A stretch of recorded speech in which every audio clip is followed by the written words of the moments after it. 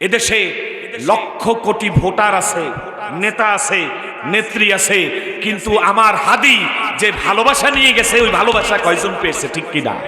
আমাদের এই জনপদে এক একটা হাদি দরকার আছে না নাই?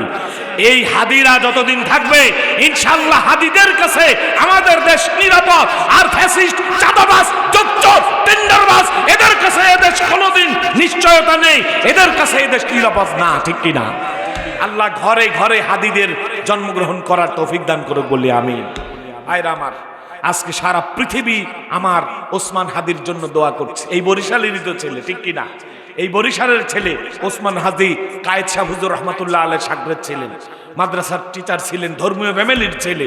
এ সমস্ত ধর্মীয় ফ্যামিলির ছেলেরা ঢাকা ইউনিভার্সিটিতে, জাহাঙ্গীরনগর ইউনিভার্সিটিতে, ঢাকা কলেজে, বিভিন্ন কলেজ ইউনিভার্সিটিতে যাওয়ার কারণেই এদেশ থেকে ফ্যাসিস্ট বিদায় হয়েছে, ঠিক কিনা?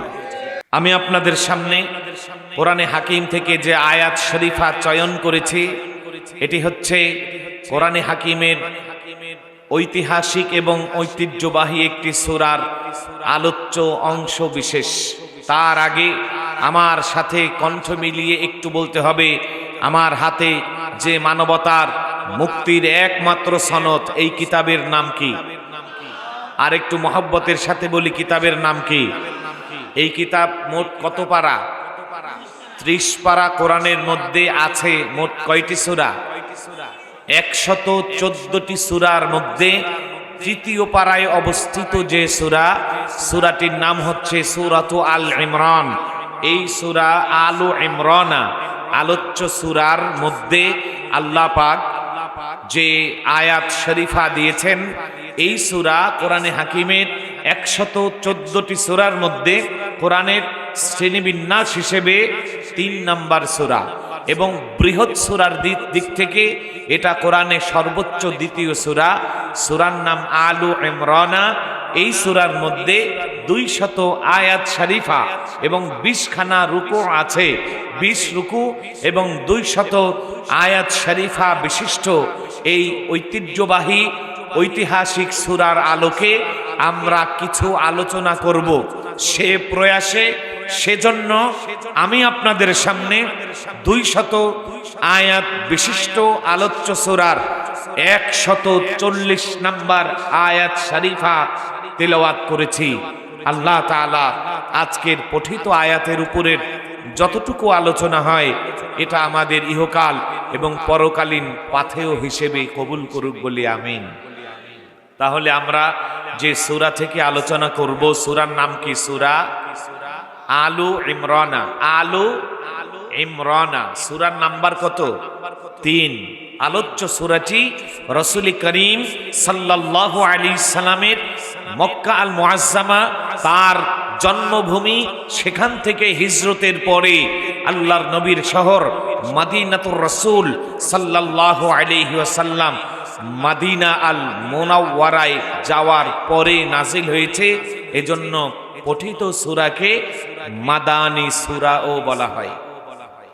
এই সূরা আলু ইমরানা দুটি সংযুক্ত শব্দের মাধ্যমে, সংযুক্ত দুটি শব্দ একসাথে হয়েছে, আলু ইমরানা।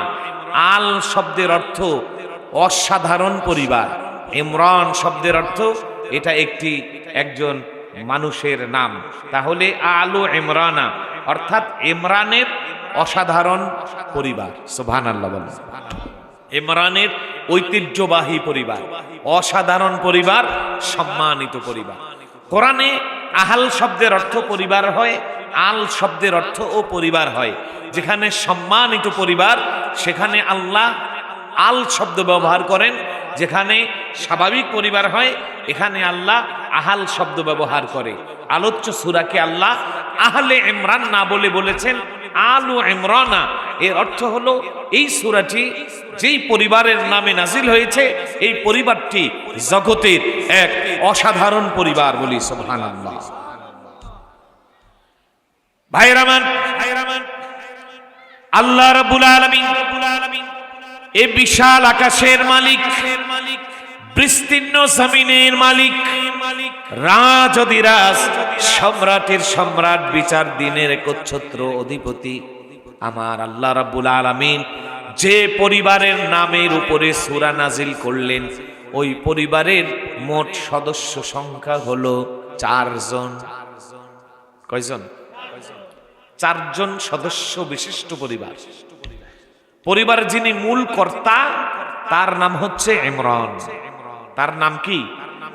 ইমরানের স্ত্রীর নাম হলো হান্না বিনতে ফাখুস। ইমরানের স্ত্রী হান্না বিনতে ফাখুস, তাদের ঘর আলো করে যে মহিয়সী নারী জন্ম নিয়েছে তিনি হলেন আম্মাজান মারইয়াম আলাইহিস সালাম। 4 জনের কয়জন হলো? এই 3 জন। এই সম্ভ্রান্ত পরিবারের সদস্য কেন?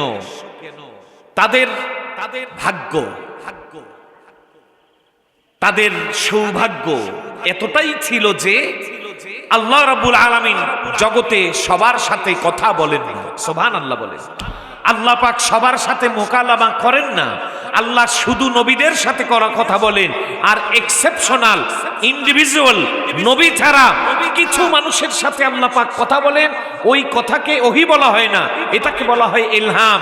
আর এই ইলহামের সূরতে, ইলহামের মাধ্যমে আল্লাহ পাক এই পরিবারের মূল কর্তা ইমরানের স্ত্রী হান্না বিনতে ফাখুস এবং হান্না বিনতে ফাখুস ও ইমরান পরিবারের যে মেয়ে, যে কন্যা সন্তান মারইয়াম, এই 3 জনের সাথেই আল্লাহ পাক সরাসরি কথা বলেছেন। সুবহানাল্লাহ। হেচে কাসদার মুলকে ও আমবাজনে কওলে উরা লাহনে নে আওয়াজ নে শানিদাম গায়ে কালামে নাই বা আওয়াজ মানিরা মানি দলচে বারাত না গাহে আদো কাম জামানা না হামরাহে আদো লুতুফে বায়ানা। আল্লাহ রাব্বুল আলামিন এই 3 জনের সাথে কথা বলেছেন। শুধু তাই না, এই পরিবারের 3য় সদস্য যে মারইয়াম, ওই মারইয়ামের নামে আল্লাহ পাক একটা স্বতন্ত্র সূরা নাজিল করেছেন। সুবহানাল্লাহ। কত অসাধারণ পরিবার! পরিবারের নামে আলাদা সূরা। সেই পরিবারের একমাত্র সন্তান মহিয়সী নারী হযরতে মারইয়াম, আবার তার নামে আলাদা সূরা। এই পরিবারের সদস্যদের নামে 2টি আলাদা আলাদা সূরা নাজিল হলো। শুধু কি তাই আমার ভাইরা, আবার এই পরিবারের সর্বকনিষ্ঠ যে পয়গম্বর, সেই পয়গম্বরের নাম হলো ঈসা রূহুল্লাহ। আল্লাহ রাব্বুল আলামিন তাকে সরাসরি নবুয়ত দিয়ে নবী বানিয়েছেন। সুবহানাল্লাহ। নবী হয়েছেন। শুধু তাই না, আল্লাহ তাআলা তাকে পয়গম্বর বানিয়েছেন, রিসালাত দিয়েছেন, রাসূল বানিয়েছেন। আল্লাহ রাব্বুল আলামিন তার উপরে ইনজিল নামে একটি কিতাব নাজিল করেছেন। আল্লাহ তাআলা তাকে এতটা কবুল করেছেন যে মায়ের গর্ভ থেকে ভূমিষ্ঠ হওয়ার পরে মায়ের কোলে বসে সে জাতির উদ্দেশ্যে ঐতিহাসিক বক্তব্য দিয়েছে। বেপেদার ফারজিন্দা পয়দা ও কোনাত তিফলেরা দার মাহদে গুয়া ও কোনাত। যে সন্তানের কোনো বাবা ছিল না, মারইয়ামের বিয়ে হয় নাই, কালিমাতুল্লাহ আল্লাহ তাআলা কুন ফায়াকুন এই শব্দের মাধ্যমে হযরতে মারইয়ামের গর্ভে দিয়েছেন ঈসাকে। ঈসা রূহুল্লাহ পরিবারের 4 নাম্বার সদস্য, তিনিও হলেন একজন পয়গম্বর। সুবহানাল্লাহ। তাহলে এই পরিবার সাধারণ না অসাধারণ? আরে শুধু কি স্বাভাবিক অসাধারণ? পরিবার এমন যে এই পরিবার আল্লাহ পাক এতটা পছন্দ করেছেন, কোরআনের বিভিন্ন জায়গায় এই পরিবারের নাম, এই পরিবারের স্তুতি, এই পরিবারের ডেজিগনেশন, এই পরিবারের পরিচয় আল্লাহ পাক তুলে ধরেছেন। সুবহানাল্লাহ। আল্লাহ তাআলা এমনি ভাবে কখনো কখনো নামে সূরা নাজিল করেন, কখনো কখনো পরিবারের নামে সূরা নাজিল করেন, আবার মুমিনের নামে, কাফেরের নামে, মুনাফিকের নামে সূরা নাজিল করেন, আবার দুনিয়ার সর্ববৃহৎ প্রাণী হাতির নামে সূরা নাজিল করেন। আবার পিপলিকার নামেও সূরা আছে না নাই? এমনি ভাবে 6 জন নবীর নামে আল্লাহ সূরা নাজিল করেছেন। 1 নাম্বার হযরতে নূহ আলাইহিস সালাতু ওয়াস সালাম, ইন্না আরসালনা ইলাইহিম নূহান, ইন্না আরসালনা নূহান, নূহ আলাইহিস সালামের উপরে আল্লাহ রাব্বুল আলামিন হযরতে নূহ আলাইহিস সালামকে নবী বানিয়েছেন, তার উপরে সূরা নাজিল করেছেন, তাকে তার নামে একটা স্বতন্ত্র সূরা নাজিল করেছেন।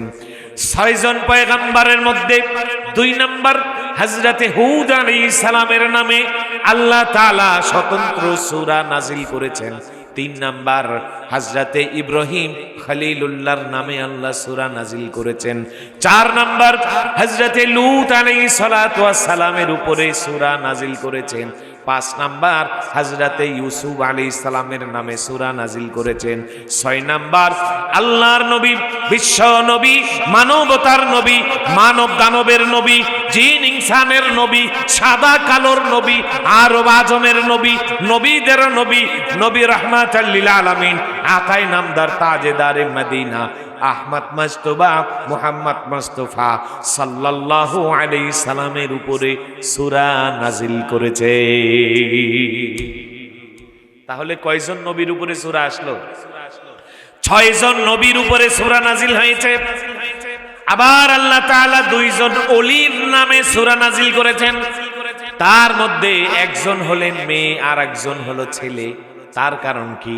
বলে নবীরা, মেয়েরা নবী হতে পারে না, কিন্তু মেয়েরা নবীর মা হতে পারে। এজন্য আল্লাহ রাব্বুল আলামিন যেহেতু মেয়েরা নবী হন নাই, হতে পারেন না, তাই আল্লাহ তাআলা ওলিদের নামে, আল্লাহর ওলি হবে যারা, আল্লাহর ওলি হয়েছে যারা, তাদের নামে সূরা নাজিল করলেন। আর ওলির নামে সূরা নাজিল করতে গিয়ে 2টি সূরা নাজিল করলেন, একজন পুরুষ আর একজন মহিলা। যিনি পুরুষ তিনি হলেন ওয়ালাকাদ আতাইনা লুকমানাল হিকমা। আল্লাহ তাআলা পুরুষ হিসেবে আল্লাহর বলি হযরতে লুকমান আলাইহিস সালামের নামে সূরা নাজিল করেন। আর আরেকজন হলেন মহিলা আল্লাহর ওলি, যিনি হযরতে মারইয়াম, আল্লাহ তার নামেও সূরা নাজিল করেছেন বলি সুবহানাল্লাহ। শুধু কি তাই? এই পরিবারের সর্বকনিষ্ঠ যে সদস্য হযরতে ঈসা রূহুল্লাহ, জান্নাতের মধ্যে যারা যাবে, জান্নাতীরা জান্নাতে প্রবেশ করার আগে তাদের সূরত চেঞ্জ করে দেয়া হবে, তাদের রূপ গুণ, তাদের গঠন সবকিছুর মধ্যে পরিবর্তন আসবে। এর মধ্যে বলা হয় জান্নাতীরা যেই বয়সে মারা যাক কেন, জান্নাতে যাওয়ার সময় প্রত্যেকটা মানুষ হযরতে ঈসা রূহুল্লাহর বয়স ধারণ করে, হযরতে ঈসা রূহুল্লাহ 33 বছরে তিনি তার বয়স হয়েছে, এই জন্য 33 বছর ধারণ করে প্রত্যেকটা জান্নাতি 33 বছর যুবক হয়ে তারা জান্নাতে যাবে। গাট্টু গাই কে দর জান্নাত রসিদি, গাট্টু খাহি কে দর জান্নাত রসিদি, নেকুই কুন নেকুই কুন নেকুই, ফাদখুলি ফি ইবাদি ওয়াদখুলি জান্নাতি, ফাদখুলি ফি ইবাদি ওয়াদখুলি জান্নাতি। জান্নাতীরা জান্নাতে বয়স পাবে 33 বছর, হযরতে ঈসা রূহুল্লাহর মতো। জান্নাতীরা জান্নাতে চেহারা পাবে হযরতে ইউসুফ আলাইহিস সালামের মতো। জান্নাতীরা জান্নাতে কণ্ঠ পাবে হযরতে দাউদ আলাইহিস সালামের মতো। জান্নাতীরা জান্নাতে উঁচু এবং লম্বা হবে আব্বাজান আদম আলাইহিস সালামের মতো। আর জান্নাতীরা জান্নাতে তাদের চরিত্র পাবে নবীজি মুহাম্মাদুর রাসূলুল্লাহ সাল্লাল্লাহু আলাইহি ওয়াসাল্লামের চরিত্র।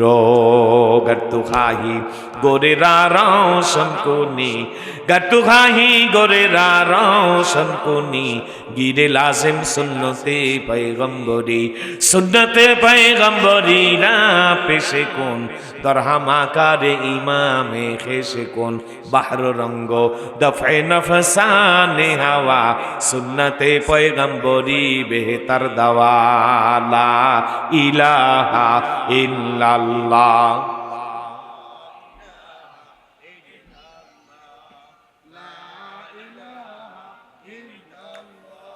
লা ইলাহা ইল্লাল্লাহ লা ইলাহা ইল্লাল্লাহ মুহাম্মাদুর রাসূলুল্লাহ সাল্লাল্লাহু আলাইহি ওয়াসাল্লাম। এই হলো এই সূরার সামান্য আলোচনা, যেই সূরার নামকরণে, যেই সূরার থেকে আমরা আয়াত চয়ন করেছি। এবার আসেন, আমাদের আলোচ্য আয়াত হলো 144। 140 কত নাম্বার আয়াত? 140 নাম্বার আয়াতে আল্লাহ বলছেন, ইয়ামসাসকুম করহুন ফাকাদ মাসাল কওমা করহুম মিসলুহু। হে নবী, আজকে আপনি পরাজিত হয়েছেন, লাঞ্ছিত হয়েছেন, বঞ্চিত হয়েছেন, মার খেয়েছেন, ক্ষমতাচ্যুত হয়েছেন, যুদ্ধে হেরে গেছেন। যেহেতু আপনি হেরে গেছেন, তাহলে শুনে রাখেন, ফাকাদ মাসাল কওমা করহুম মিসলুহু। এমনি ভাবে 1 বছর আগে মুসলমানদের হাতে কাফেররা একইভাবে ধরাশায়ী হয়েছিল। আল্লাহু আকবার। ওয়া তিলকাল আইয়ামু নুদাবিলুহা বাইনান নাস আই নুবাদদিলুহা ওয়া নুরাজ্জিউহা ওয়া নুকাল্লিবুহা। জয় আর পরাজয়ের এই দিনগুলোকে আমি আল্লাহ রাব্বুল আলামিন ভাগাভাগি করে দেই। আজকে তুমি জয়ী হবে, সে পরাজিত হবে, আবার কালকে তাকে পরাজিত করব, তোমাকে জয়ী করে দেব। এর কারণ দুনিয়ার কারো হাতে ক্ষমতা নয়, ক্ষমতা শুধুমাত্র কেবলমাত্র একমাত্র যার হাতে, তিনি কে? আশ্চর্য আশ্চর্য হয়ে বলতে হয়, আমাদের দেশে নির্বাচন সামনে আসলে একটি স্লোগান, রাস্তায় রাস্তায়, পথে পথে, মহল্লায় মহল্লায়, গলিতে গলিতে, বাড়িতে বাড়িতে একটি আওয়াজ প্রতিধ্বনিত হয়, সকল ক্ষমতার উৎস জনগণ। আল্লাহর কসম, এই বিশ্বাস, এই আকীদা, এই ইতিকাদ, এই কথার উপরে যদি কেউ ইন্তেকাল করে, অবশ্যই পরকালে আল্লাহর কাছে তার জবাবদিহিতা আছে না নাই? কারণ সকল ক্ষমতার উৎস জনগণ না, আল্লাহ। চিল্লায় বলে, সকল ক্ষমতার উৎস কে? আন্নাল কুওয়াতা লিল্লাহি জামিআ। সমগ্র ক্ষমতার মালিক শুধুমাত্র কেবলমাত্র একমাত্র আল্লাহ রাব্বুল আলামিন। কুলিল্লাহুম্মা মালিকাল মুলক। সমস্ত ক্ষমতার মালিক হলেন আল্লাহ, রাজ্যের মালিক হলেন আল্লাহ। তুতিল মুলকা মান তাশা। যাকে ইচ্ছে আল্লাহ রাজ্য দিয়ে দেন। ওয়া তানজিউল মুলকা মিম্মান তাশা। যাকে ইচ্ছে তার থেকে রাজ্য নিয়ে নেন। ওয়া তুইজ্জু মান তাশা। যাকে ইচ্ছা আল্লাহ পাক ইজ্জত দান করেন। ওয়া তুযিল্লু মান তাশা। যাকে ইচ্ছা আল্লাহ পাক বেইজ্জতি করে দেন, ঠিক কি না? কারণ ক্ষমতার মালিক কে? ওয়াস্তে সুলতানি মাসুল্লাম মারউরা নিস্তে কাসরা জাহরা এ চোচেরা। হাসতে সুলতানি মাসুল্লাম মারউরা হাসতে সুলতান হারচে খাদা কোনাত আলমেরা দর্দমে ওইরা কোনাত। ক্ষমতার মালিক হলেন আল্লাহ, এই জন্য ক্ষমতা এক জায়গায় পড়ে থাকে না। আজকে ক্ষমতা আপনার, কালকে আবার আরেকজনের।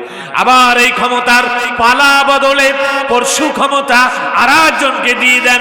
আল্লাহ তাআলা এটাই বুঝাতে চান, হে দুনিয়ার মানুষেরা, ক্ষমতা পাবার পরে তোমরা এ কথা মনে করো না এই ক্ষমতা তোমাদের, এই ক্ষমতা তোমাদের কাছে আমি ব্যবহার করার জন্য দিয়েছি। আমি আল্লাহ তাআলা ধরি না, আমি আল্লাহ দেখি। ধরি না। একবার যদি আমি আল্লাহ তাআলা ধরি, আমি আল্লাহ ধরলে আর ছাড়ি না, ঠিক কিনা? এজন্য ক্ষমতার মালিক কে? ওয়া তিলকাল আইয়ামু নুদাবিলুহা বাইনান নাস। আল্লাহ তাআলা বলেন, এই যে ক্ষমতাকে ঘুরিয়ে ফিরিয়ে আজকে তোমার কাছে, কালকে তার কাছে যে দেই, এর কারণ কি? আল্লাহ বলেন, এর কারণ হলো দুটি।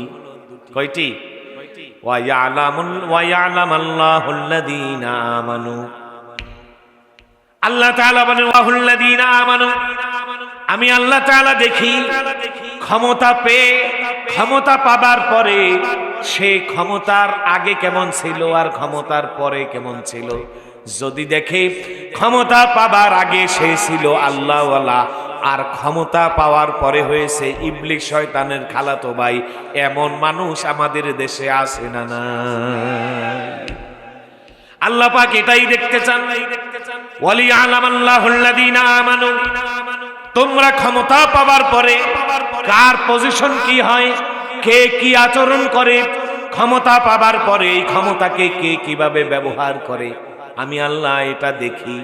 বলে তাহলে ক্ষমতা নিয়ে যান কেন?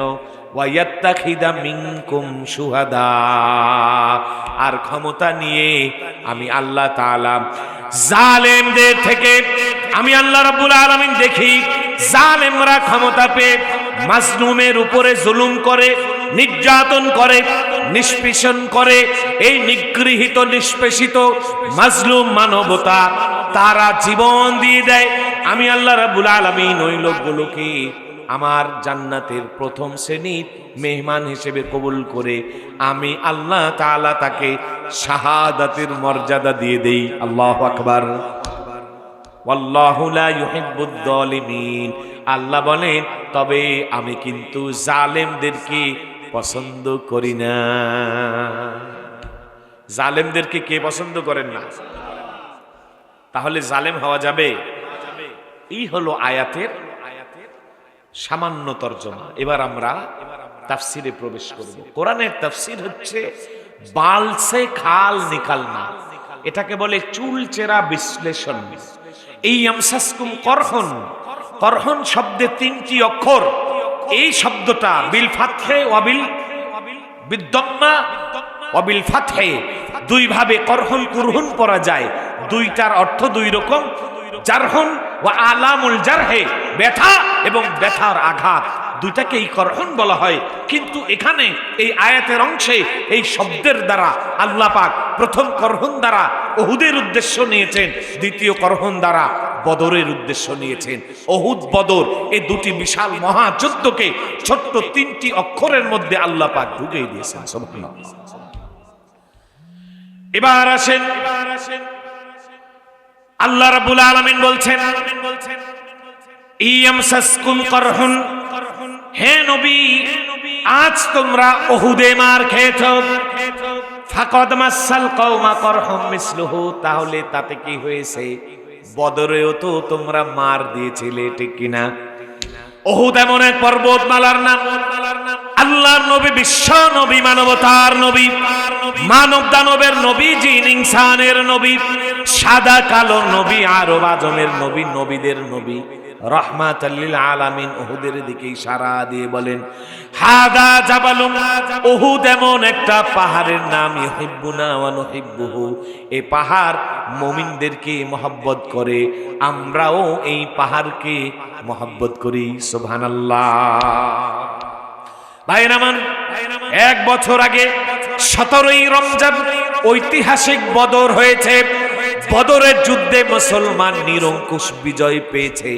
এই বিজয়ের পরে মুসলমানদের কাছে ওই সময় কুখ্যাত আবু জেহেলের সন্ত্রাস বাহিনীর সদস্য উতবা, সাইবা, ওয়ালিদ ইবনে মুগীরা, উমাইয়া বিন খালফ, উবাই বিন খালফ সহ তার সন্ত্রাসী বাহিনীর একে একে 70 জন সিপাহ সালার তারা জীবন দিয়েছে, জাহান্নামের মেহমান হয়েছে। এই অবস্থা হওয়ার পরে এবার কাফেরেরা, মক্কার কুফফারেরা, মক্কার কুরাইশেরা ছোট ছোট গোত্রগুলোকে একত্রিত করে করে তারা ইনফ্লুয়েন্স করে করে বুঝিয়ে এক জায়গায় আনতে সক্ষম হয়েছে এবং তারা জোট করেছে, মহাজোট করেছে। তারা এই জোটের মাধ্যমে স্বতঃস্ফূর্তভাবে একত্রিত হয়ে ইসলামকে দুনিয়া থেকে শেষ করতে চাই বলি নাউজুবিল্লাহ। আফসোসের সাথে বলতে হয় 1500 বছর আগে দারুন নদওয়ায় সেদিন আবু জেহেলের রেখে যাওয়া কুখ্যাত প্রেতাত্মা সন্ত্রাসীর দলেরা ইসলাম বিরোধী অবস্থান নিয়ে ইসলামের পক্ষে, ইসলামের বিরুদ্ধে, মানবতার বিরুদ্ধে, পৃথিবীর বিরুদ্ধে, আল্লাহর আইনের বিরুদ্ধে, ইসলামী শাসনতন্ত্র শাসন ব্যবস্থার বিরুদ্ধে, ইসলামী আন্দোলনের বিরুদ্ধে এক হয়েছিল। সেই এক হওয়া তাদের সেই জোট আর মহাজোট আজকে পর্যন্ত তারা অটুট রয়েছে। আজ পর্যন্ত যারা ইসলামের শত্রু, ধর্মের শত্রু, মানবতার শত্রু, পৃথিবীর শত্রু, আসমান জমিনের শত্রু, তারা তাদের ঐক্যবদ্ধতা ধরে রেখেছে। কিন্তু আমরা মুসলমান আজকে আজকে হতাশার কণ্ঠে বলতে হয় আমাদের ঐক্যবদ্ধতা, আমাদের স্বতঃস্ফূর্ততা আমরা হারিয়েছি। আজকে আমরা টুপি নিয়ে, দাড়ি নিয়ে, জুব্বা নিয়ে, পাঞ্জাবি নিয়ে, মিলাদ নিয়ে, কিয়াম নিয়ে, জোরে জিকির, আস্তে জিকির, এগুলো করতে করতে, ইখতিলাফ করতে করতে, নিজেদের মধ্যে ঝগড়া করতে করতে আমরা বিচ্ছিন্ন হয়ে গেছি, ঠিক কিনা?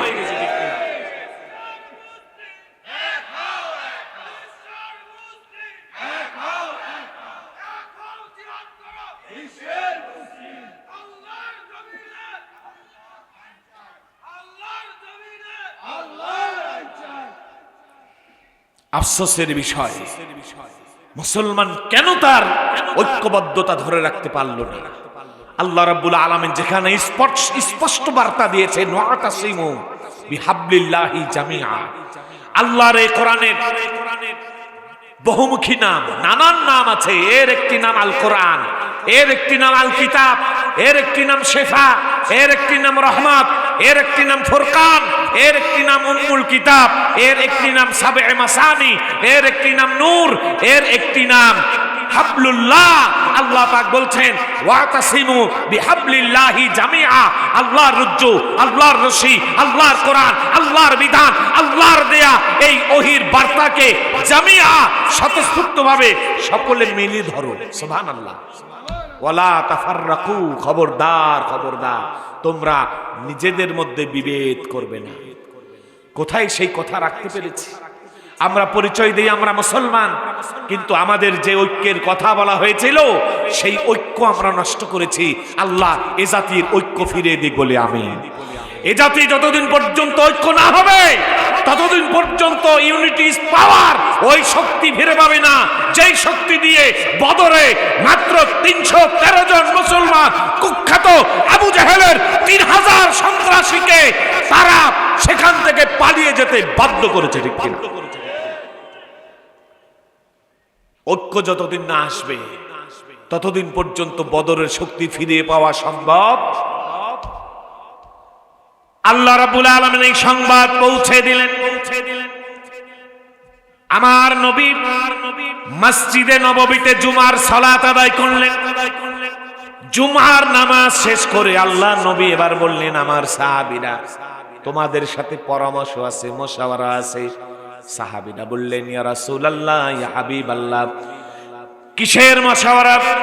আল্লাহ নবী বললেন, আমার কাছে সংবাদ এসেছে কাফেরেরা 3000 বাহিনী নিয়ে তারা মদিনায় আক্রমণ করার জন্য আসছে।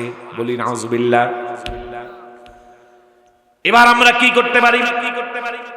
কিছু কিছু সাহাবীরা বলল, আমরা মদিনায় অবস্থান করব, মদিনায় থেকে কাফেরদেরকে প্রতিহত করব।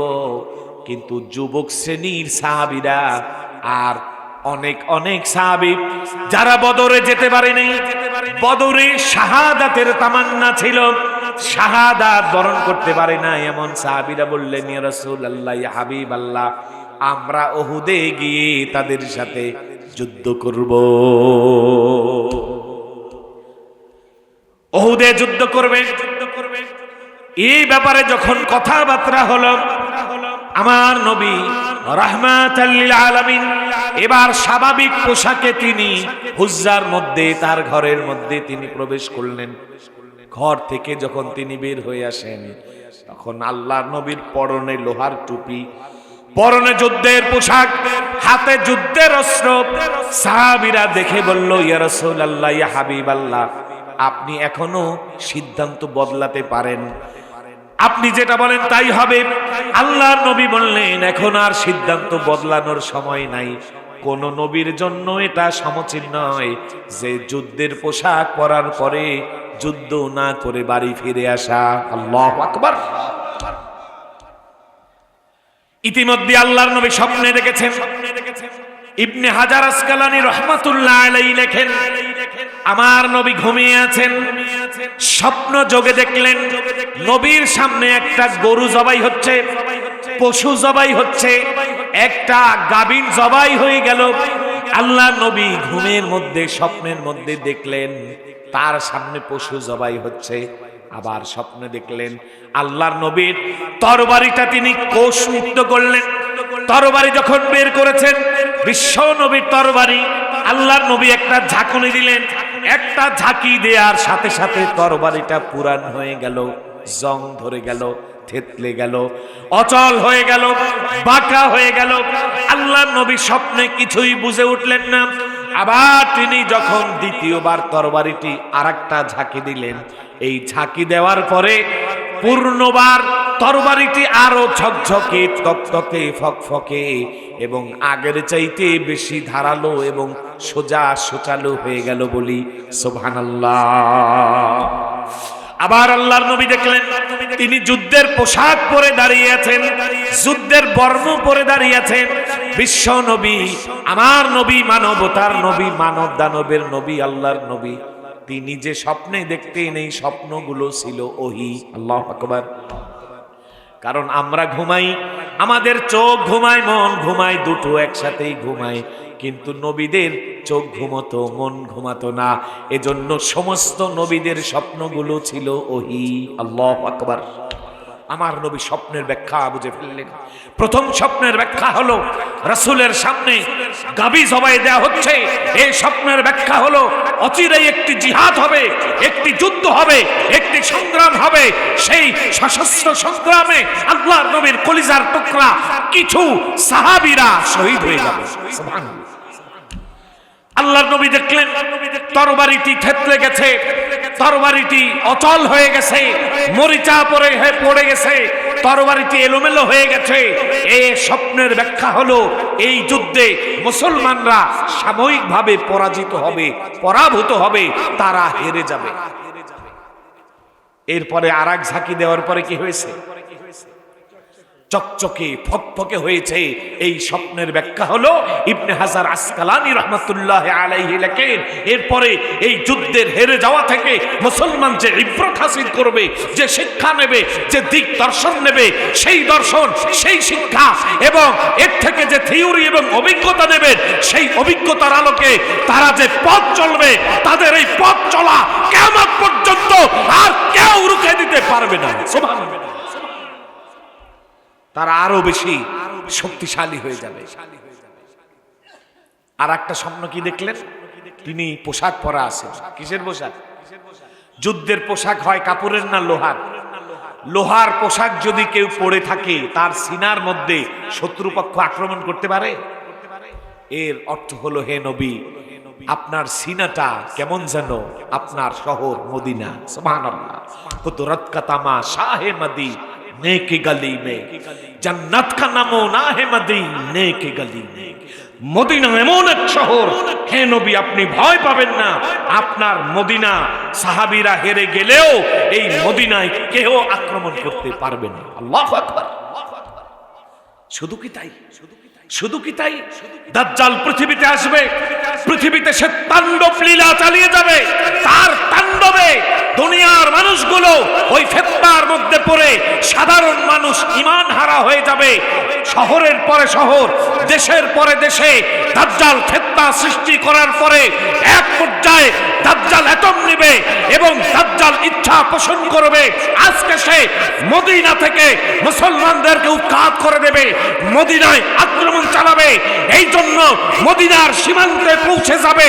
মদিনায় যাওয়া মাত্র আল্লাহ রাব্বুল আলামিন হাজার হাজার, শত শত, লক্ষ লক্ষ ফেরেশতা দিয়ে আল্লাহ মদিনাকে হেফাজত করবেন। তারা তরবারি বের করে দাজ্জালকে মারার জন্য আগ্রাসী ভাবে যখন দাজ্জালের সামনে যাবে, দাজ্জাল ভয়ে মদিনা থেকে পালিয়ে যাবে। এই হলো আমার সোনার মদিনা। সুবহানাল্লাহ। মদিনাতুর রাসূল। আল্লাহ রাব্বুল আলামিন বুঝাতে চান, হে আমার পয়গম্বর, এই যুদ্ধে যদিও আপনি হেরে যাবেন, কিন্তু শুনে রাখুন আপনার মদিনার কোনো নুকসান হবে না। কুদরত কা তামাশা হে মদিনে কে গলি মে, কুদরত কা তামাশা হে মদিনে কে গলি মে, जन्नत का नमूना है मदीने के गली में, जन्नत का नमूना है मदीने के गली में। মদিনায় মদিনায় দাজ্জাল পর্যন্ত প্রবেশ করতে পারবে না। এবার আল্লাহর নবী সাল্লাল্লাহু আলাইহি সাল্লাম বাহিনী তৈরি করলেন।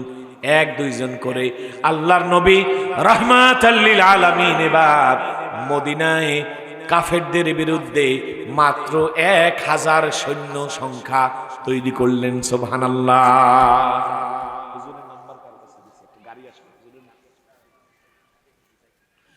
ভাইরামান 3000 কাফের, মুসলমান কত? 1000। বেশি গারা। মুসলমানের কোন যুদ্ধ এমন পাবেন না যেখানে মুসলমানরা সংখ্যার আধিক্যতা দেখিয়ে জয়লাভ করেছে। আল্লাহু আকবার বলেন। আর এখানে তো 1000 আর 3000।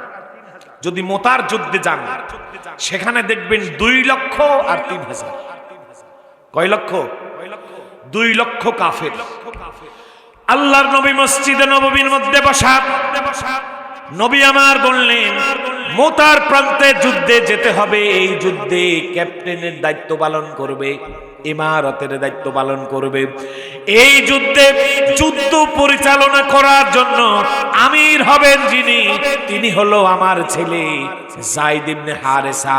আল্লাহর নবী বললেন যায়েদ যদি শহীদ হয়ে যায় তাহলে জাফর ইবনে আবি তালেব, জাফর যদি শহীদ হয়ে যায় তাহলে এই যুদ্ধে আব্দুল্লাহ ইবনে রাওয়াহা সে ক্যাপ্টেন্সির দায়িত্ব নেবে, সে আমির হবে।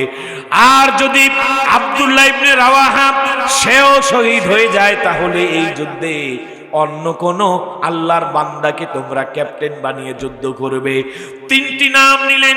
1 নাম্বার যায়েদের নাম নিলেন, 2 নাম্বার জাফরের নাম নিলেন, 3 নম্বরে আব্দুল্লাহ ইবনে রাওয়াহার নাম নিলেন। এই 3টি নামের সাথে আল্লাহর নবী যখন যদি শহীদ হয়ে যায় এই শব্দটা উচ্চারণ করলেন, এবার সকলে বুঝে ফেললো এরা 3 জন আল্লাহর রাস্তায় শহীদ হয়ে যাবে। রাতের বেলায় বাহিনী তৈরি হয়েছে।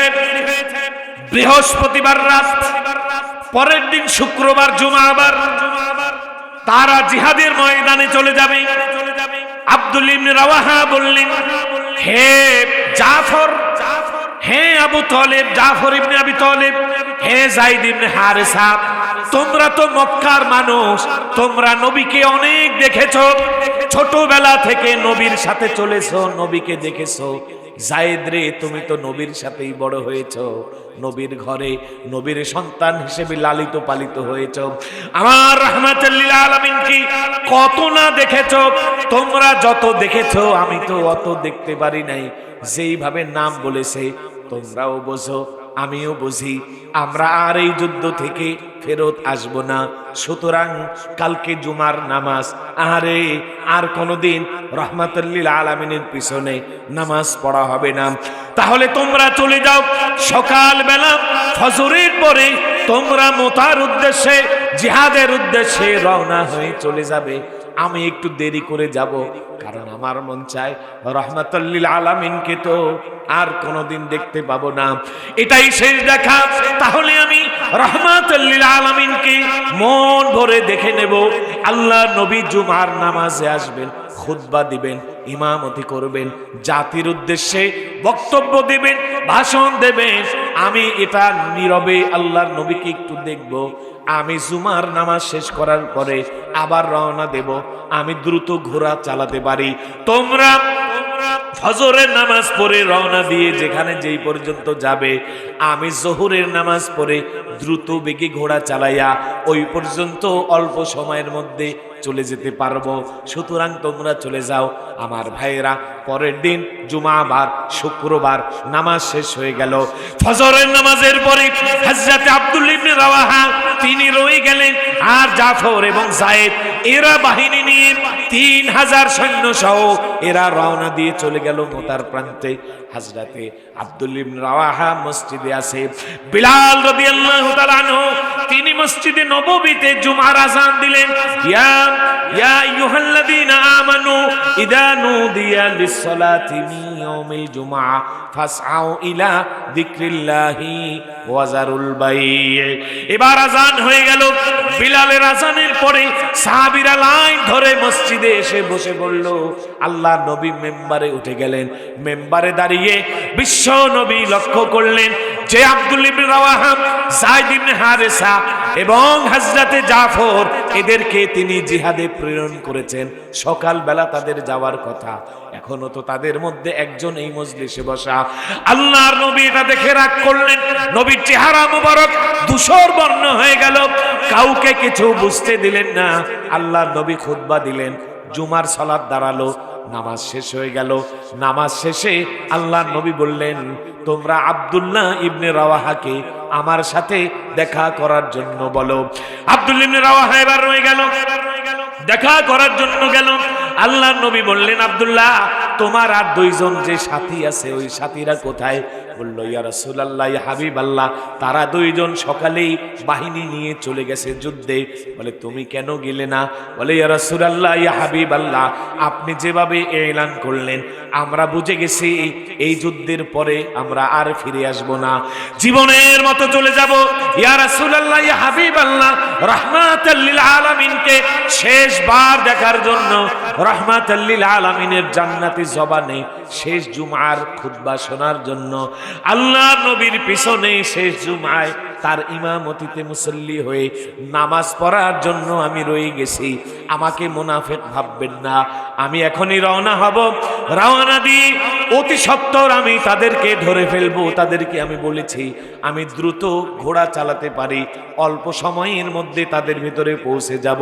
ভাইরা আমার, এ প্রতিশ্রুতি দিয়ে এবার জাফর হযরত আব্দুল্লাহ ইবনে রাওয়াহা এই কথা যখন বলেছেন, আল্লাহর নবী বললেন, হে আব্দুল্লাহ ইবনে রাওয়াহা, তাহলে শুনে রাখো। হে আব্দুল্লাহ ইবনে রাওয়াহা, তাহলে তুমি শুনে রাখো, তুমি যে রয়ে গেলে, এখনো তুমি জিহাদের জন্য গেলে না। তারা জিহাদের মধ্যে চলে গেছে, কিন্তু তারা রাহমাতাল লিল আলামিনের পেছনে জুমার নামাজ আদায় করতে পারে নাই, তারা রাহমাতাল লিল আলামিনের খুতবাও শুনতে পারে নাই। এই নিয়ামতগুলো পেয়েছো, তোমার অনেক নেকি হয়েছে, কিন্তু শোনো, তুমি যে নেকি লাভ করেছো, তোমার নেকিকে তারা যে ফজরের সময় আল্লাহর রাস্তায় জিহাদে বের হয়ে গেছে ওই নেকির সাথে যদি কম্পেয়ার করো, তুলনা করো, তাহলে জানো তোমার এমন নেকি, এই নেকি দ্বারা শুধু দুনিয়া কেন, আসমান আর জমিনের মাঝখানে, আল্লাহু আকবার, আসমান আর জমিনের মাঝখানে যতটা খালি জায়গা আছে, এই খালি জায়গা তুমি যদি নেকের কাজ করতে করতে করতে করতে ভরে ফেলো, পূর্ণ করে ফেলো, এরপরেও তারা যেই নেকি কামিয়ে নিয়েছে জিহাদের ময়দানের নেকি, তুমি তাদের সাথে পাল্লা দিয়ে পারবে না, তুমি হেরে গেছো। এই হলো জিহাদ। জিহাদের ময়দানে চলে গেছে, যাবার পরে দেখে তারা মাত্র 3000, প্রতিপক্ষ কাফের মুশরিক ইহুদি নাসারা তারা হলো 2 লক্ষ। 2 লক্ষ কাফের সাথে জিহাদ করে কিভাবে পেরে উঠবে, এটা কিভাবে সম্ভব হয়, এই জন্য কি করা যায়। তাই তারা এবার পরামর্শে বসলো, মশওয়ারায় বসলো, কি করতে পারি। এক একজন নিজের ওপিনিয়ন রিপ্রেজেন্ট করলো, নিজের বক্তব্য দিল তারা কি করবে। ইত্তবসরে ওই জাফর রাদিয়াল্লাহু তাআলা আনহু, ওই আব্দুল্লাহ ইবনে রাওয়াহা রাদিয়াল্লাহু তাআলা আনহুর পর্ব এলো, তিনি এখন তার পরামর্শ দেবেন, তার মতামত দেবেন। এবার আব্দুল্লাহ ইবনে রাওয়াহা বললেন, কিসের পরামর্শ? আল্লাহু আকবার, কিসের পরামর্শ? কিসের পরামর্শ? কোনো পরামর্শ হবে না, কোনো মাশওয়ারা হবে না। তার কারণ আমার নবী রাহমাতুল লিল আলামিন জেনে বুঝে আমাদেরকে জিহাদে পাঠিয়েছেন। আমরা হতে পারি 3000, তারা 2 লক্ষ, কিন্তু আমরা মুসলমান, আমরা মুসলমান। মা নুকাতিলু আন কুওয়াতিন ওয়া কাসরাতিন ওয়া সিলাহিন, ইন্নামা নুকাতিলু বিহাদা দ্বীনিল্লাযী আকরামানাল্লাহু বিহি। আমরা মুসলমান, অস্ত্রের জোরে যুদ্ধ করি না, সংখ্যার আধিক্যতায় যুদ্ধ করি না, আমরা মানুষের সাথে ক্ষমতা বলে জিহাদ করি না, আমরা জিহাদ করি আল্লাহর দেয়া ওই শক্তি, ওই ইসলাম, ওই মনোবল দিয়ে, যার মাধ্যমে আল্লাহ আমাদেরকে সম্মানিত করেছেন, ঠিক কিনা? আমি আজন্ম সৈনিক, মোর কোনো বাধা ভয় নাই। মহান তেজের তরবারিতে সব বন্ধন কেটে যায়। তুফান আমার জন্মের সাথে, আমি বিপ্লবী হাওয়া, জিহাদ জিহাদ বিপ্লব বিদ্রোহ মোর গান গাওয়া। সুতরাং মুসলমানের গান গাওয়া থাকবে, তারা আল্লাহর জন্য বাঁচতে পারে, আল্লাহর জন্য মরতে পারে। হৃদয়ের সবটুকু আবেগ, অন্তরের সবটুকু আবেগ, শরীরের সবটা রক্ত ঝরিয়েও আমরা এদেশে আল্লাহর রাজ কায়েম করতে চাই, ঠিক কিনা? आनमन बाशम के रोज़े जंगे बीनी पुश्ते मन आमनम गर दरमियाने खाके खोबीने सारे काके दर जंगे आयदबा खेशे खूने मिकुनात रोज़े मैदा के बुज़गुरी सद्द खूने लश्करे। তিনি বললেন আমরা সংখ্যায় কম, এটা দেখার বিষয় নাই। আমরা ক্ষমতায় কম, এটা দেখার বিষয় না। আমাদের অস্ত্র নেই, এটা দেখার বিষয় না। আল্লাহু ওয়ালিয়ুল্লাযীনা আমানু ইউখরিজুহুম মিনাদ যুলুমাতি ইলান নূর। আমরা আল্লাহর দেয়া ধর্ম ইসলামকে নিয়ে পৃথিবীতে এসেছি, ইসলামের জয়ধ্বনি দিয়ে পৃথিবী থেকে বিদায় হতে চাই, ঠিক কিনা? এক বক্তব্যে সব পরামর্শ শেষ হয়ে গেল। সুবহানাল্লাহ। প্রত্যেকের রক্তে আগুন জ্বলে গেল। ঈমান জাগানিয়া, ঈমান দীপ্ত তারানা নিয়ে প্রত্যেকে জিহাদে ঝাঁপিয়ে পড়লো। একে একে 8 জন শহীদ হয়ে গেল। আল্লাহু আকবার। হযরতে যায়েদ রাদিয়াল্লাহু তাআলা আনহু শাহাদাত বরণ করলেন। যায়েদের হাতে ছিল ইসলামের পতাকা, সেই পতাকাকে ধারণ করলেন জাফর তৈয়ার, জাফর ইবনে আবি তালেব, আল্লাহর নবীর সাহাবী। হযরতে জাফর ডান হাতে পতাকা ধারণ করলেন, ডান হাতে তরবারি দিয়ে আঘাত করা হলো, ডান হাত টুকরা হয়ে জমিনে পড়ে গেল। বাম হাত দিয়ে আল্লাহর জমিনে আল্লাহর পতাকাকে উঁচু করে ধরলেন, বাম হাত কেটে ফেললো। এবার দাঁত দিয়ে কামড়ায় পতাকাকে উঁচু করে ধরলেন। এরপরেও আল্লাহর দেয়া পতাকা ইসলামকে জমিনে ভুলুণ্ঠিত হতে দেয় নাই। সুবহানাল্লাহ। দূর থেকে তাকিয়ে দেখা যায় কোন লেখ নেই, জন নেই, কিন্তু ইসলামের পতাকা উড্ডীয়মান উঠছে। হযরতে আব্দুল্লাহ ইবনে রাওয়াহা বুঝলেন এখানে কেউ না কেউ আছে। তিনি দৌড়ায় আসলেন পতাকার কাছে। এসে দেখেন হযরতে জাফর ইবনে আবি তালেব রাদিয়াল্লাহু তাআলা আনহু দাঁত দিয়ে কামড়ায় ইসলামের পতাকা উঁচু করে রেখেছে। পতাকা ধরে আবার তিনি জিহাদ করা আরম্ভ করলেন। হযরতে জাফর আব্দুল্লাহ ইবনে রাওয়াহা শহীদ হয়ে গেলেন।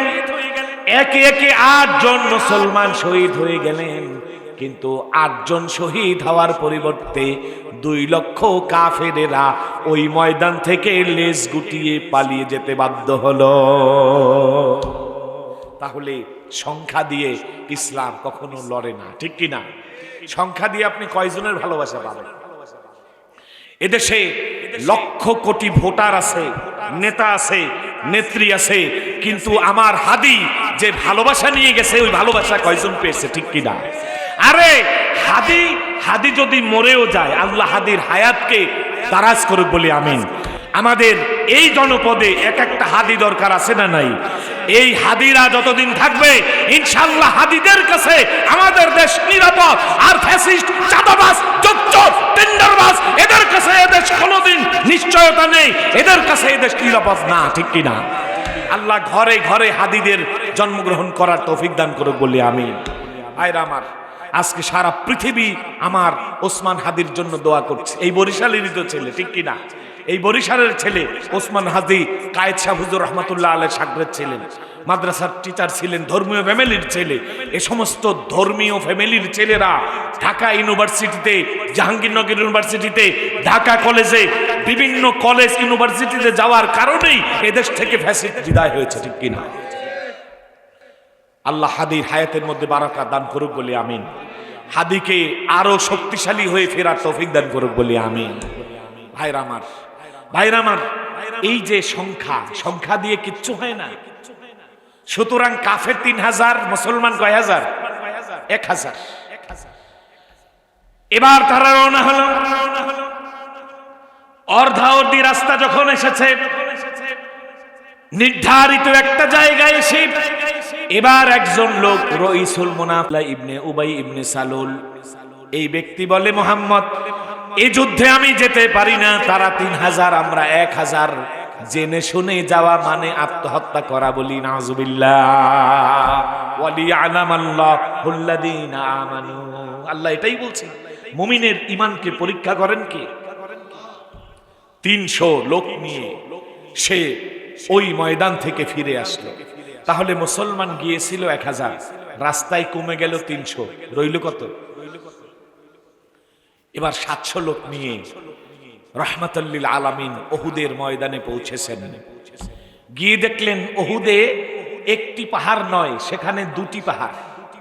কয়টা পাহাড়?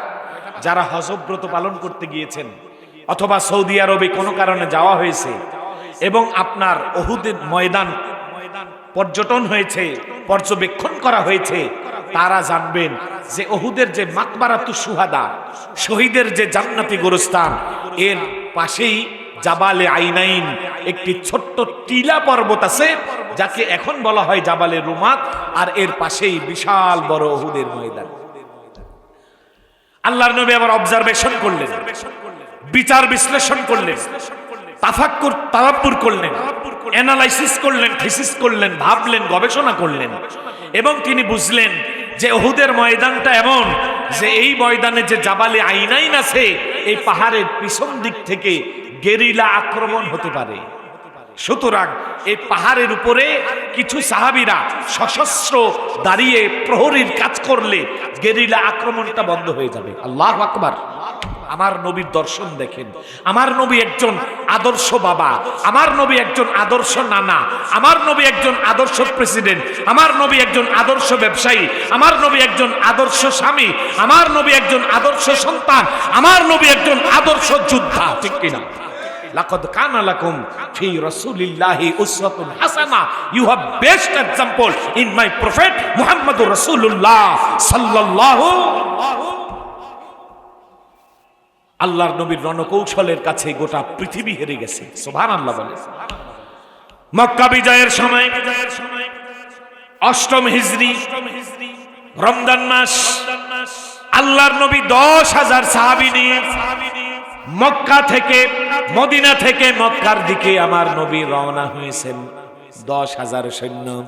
কাফেরদের কাছে খবর হয়ে গেছে, তারা সঠিক জানে না কতজন মুসলমান এসেছে, তারা কি যুদ্ধ করবে নাকি আত্মসমর্পণ করবে, সারেন্ডার করবে, তারা বুঝতে পারছে না। এমন সময় তারা সিদ্ধান্ত নিল, পাহাড়ের উপরে দাঁড়িয়ে অনুবীক্ষণ দূরবীক্ষণ যন্ত্র দিয়ে তারা তাকিয়ে তাকিয়ে দেখবে যে মুসলমানদের কি হালত, কি অবস্থা, তারা কয়জন এসেছে, এটা তারা দেখার পরে সিদ্ধান্ত নেবে কি করা যায়। আল্লাহ নবী বললেন, সাহাবীরা খবরদার খবরদার, তোমরা রাত্রে যেখানেই অবস্থান করো একসাথে বসবাস করা যাবে না, আলাদা আলাদা বসবাস করতে হবে, আলাদা আলাদা তোমাদের তাবু করতে হবে। 10,000 সাহাবী 10,000 তাবু করে তোমরা দূরে দূরে বাস করবে এবং প্রত্যেকের তাবুতে আলো জ্বালিয়ে রাখতে হবে, কোনো তাবু অন্ধকার করা যাবে না। এভাবে তারা তাবু নির্মাণ করলো, তাবু স্থাপন করলো। কাফেরেরা পাহাড়ের উপরে উঠেছে, দূরবীন দিয়ে তাকিয়ে দেখে যে 10,000 তাবু দেখা যায়। আল্লাহু আকবার। 10,000 তাবুর উপরে 10,000 মশাল জ্বলে, আলো জ্বলে। 1 2 3 4 11 12 53 135 হারিয়ে যায়। আকাশের তারা যেমন গুণে শেষ করা যায় না, ঠিক তেমন তাবু গুণে শেষ করতে পারে না। আবার পিছন থেকে গুণে, আবার শেষ হয় না, আবার গুণে, আবার শেষ হয় না। এখন তারা বলে মনে হয় লক্ষ লক্ষ লোক এখানে উপস্থিত। সুবহানাল্লাহ। কারণ 10,000 তাবু, এক একজন এক একটা তাবুর মধ্যে যদি 100 করেও লোক হয় তাহলেও 10 লক্ষ লোক। আল্লাহু আকবার। এই অবস্থা দেখে এবার তারা বলল যে হায় হায়, মুসলমান তো লক্ষ লক্ষ কোটি মুসলমান এসেছে, তাহলে কি করা যায়, আমরা তাদের কাছে সারেন্ডার করি। এবার কেউ কেউ বলল না, সকালবেলা আরেকটু দেখেন, এরপরে সিদ্ধান্ত নেন কি করা যায়। আল্লাহর নবী বললেন, সাহাবীরা খবরদার খবরদার, রাতের বেলায় তোমরা বসবাস করেছো, সামগ্রিকভাবে এক হয়ে থাকো নাই, আলাদা আলাদা হয়ে প্রত্যেকে আলাদা আলাদা তাবু নির্মাণ করেছো। আলাদা আলাদা চুলা জ্বালিয়েছো, আলাদা আলাদা আলো জ্বালিয়েছো, আলাদা আলাদা মশাল জ্বালিয়েছো, কিন্তু তোমরা বাথরুম করবা মাত্র কয়েকটা, ছোট্ট কয়েকটা বাথরুম, টয়লেট, হাম্মাম খানা নির্মাণ হলো। এবার সকালে ফজরের আগে সাহাবীরা বাথরুমে যাওয়ার জন্য যখন লাইন দিয়ে দাঁড়িয়েছে, 10,000 সাহাবী, এক একটা বাথরুমের সামনে 1000 সাহাবীর লাইন। সুবহানাল্লাহ। সকালে আবার দূরবীন দিয়ে দেখে, হায় হায়, প্রত্যেক বাথরুমের সামনে হাজার হাজার মানুষ। এখন কয়, শোনো, রাত্রে দেখলাম কয়েক লক্ষ তাবু, আলো গুনে শেষ করতে পারি না, এক এক তাবুর মধ্যে 5 জন 10 জন করে হলেও লক্ষ লক্ষ লোক হয়। ভাবলাম এই লোকগুলোই বোধহয় এসেছে। এখন সকালে যখন আবার আমি দেখলাম দূরবীন লাগিয়ে, আমরা দূর থেকে দেখলাম, এখন মনে হচ্ছে এক এক বাথরুমের সামনে আবার কয়েক হাজার মানুষ দাঁড়ানো। তার অর্থ মুহাম্মদ মনে হয় কয়েক কোটি লোক নিয়ে আসছে। সুবহানাল্লাহ। আর যুদ্ধ করা যাবে না, আর যুদ্ধ করা যাবে না। আসো আমরা অস্ত্র শস্ত্র ফেলে আল্লাহর নবীর হাতে হাত দিয়ে সকলে পড়ে নেই লা ইলাহা ইল্লাল্লাহু মুহাম্মাদুর রাসূলুল্লাহ। কোনো যুদ্ধ হলো না। সুবহানাল্লাহ। এই কৌশল আমার নবীকে দিয়েছেন কে? আল্লামানি রব্বি ফাআহসানা তা'লিমি ওয়া আদ্দামানি রব্বি ফাআহসানা তা'দীবি। মুহাম্মদ হারগিজ না গুফতা, তানা গুফতা জিব্রাইল, জিব্রাইল না হারগিজ না গুফতা, তানা গুফতা রব জলিল। মা ইয়ানতিকু আনিল হাওয়া ইন হুয়া ইল্লা ওয়াহয়ু ইউহা। আমার আল্লাহর দেয়া হিকমতকে ব্যবহার করে আমার নবী বিনা যুদ্ধে মক্কাকে বিজয় করে দিয়েছে। সুবহানাল্লাহ।